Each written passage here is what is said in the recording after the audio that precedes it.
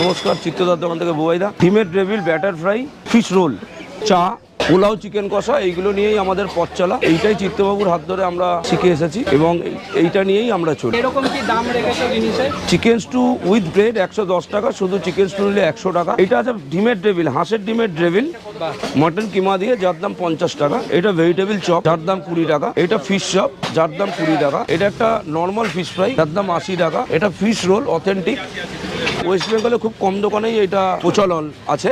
Fish role, এটার দাম 115 টাকা। লেমন ফ্রাই, এর দাম 130 টাকা। ঘুগনি রুটি 30 টাকা। এই যে বলেছিলাম তোমাদের চিকেন স্টু, এইটাই হচ্ছে আমাদের চিকেন স্টু।